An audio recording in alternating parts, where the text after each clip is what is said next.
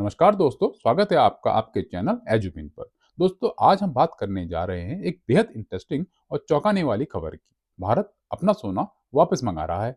जी हां, आरबीआई यानी reserve bank of India ने विदेशों में रखा हुआ अपना सोना अब भारत लाना शुरू कर दिया है।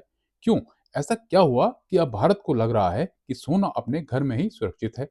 जानेंगे पूरी कहानी, लेकिन उससे पहले अगर आप नए हैं चैनल पर तो एजुविन को सब्सक्राइब जरूर कर लीजिए, क्योंकि यहाँ हम लाते हैं ऐसी केस स्टडी जो आपकी सोच बदल दे। तो चलिए शुरू करते हैं। दोस्तों, कुछ साल पहले तक आरबीआई का ज्यादातर सोना विदेशों के लॉकर में रखा जाता था, जैसे बैंक ऑफ इंग्लैंड और बैंक ऑफ इंटरनेशनल सेटलमेंट्स में। इससे इंटरनेशनल ट्रांजैक्शन आसान हो जाते थे और ग्लोबल ट्रस्ट भी बना रहता था। लेकिन अब कहानी बदल चुकी है। पिछले कुछ सालों में जब रूस, ईरान और अफगानिस्तान जैसे देशों पर जब सैंक्शन लगे, तो उनका गोल्ड रिजर्व तक फ्रीज कर दिया गया। भारत ने इससे सबक लिया।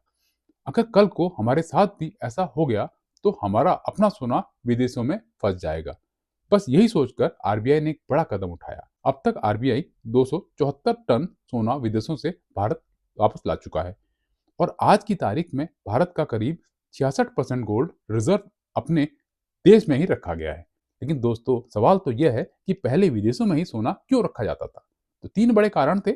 एक तो इंटरनेशनल ट्रांजेक्शन में आसानी होती थी, दूसरा स्टोरेज और इंश्योरेंस सस्ता और सुरक्षित था, और तीसरा लिक्विडिटी, यानी कि जरूरत पड़ने पर तुरंत कैश या लोन मिल जाता था।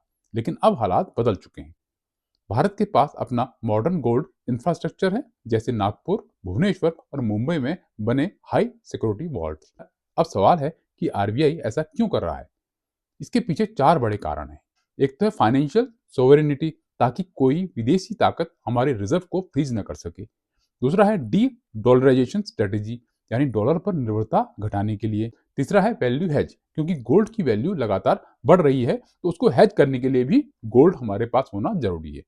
चौथा है सेल्फ रिलायंस सिंबल, यानी भारत अब कह रहा है कि हमें किसी विदेशी लॉकर की जरूरत नहीं, हम खुद सक्षम हैं। और सिर्फ भारत ही नहीं, जर्मनी, टर्की, पोलैंड और चीन जैसे देश भी अपना गोल्ड वापस अपने देश ला रहे हैं। हर देश अब गोल्ड के जरिए फाइनेंशियल इंडिपेंडेंस चाहता है।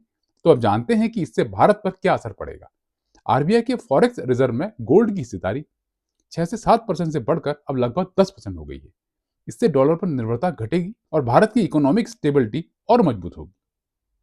हाँ, कुछ चुनौतियां भी हैं।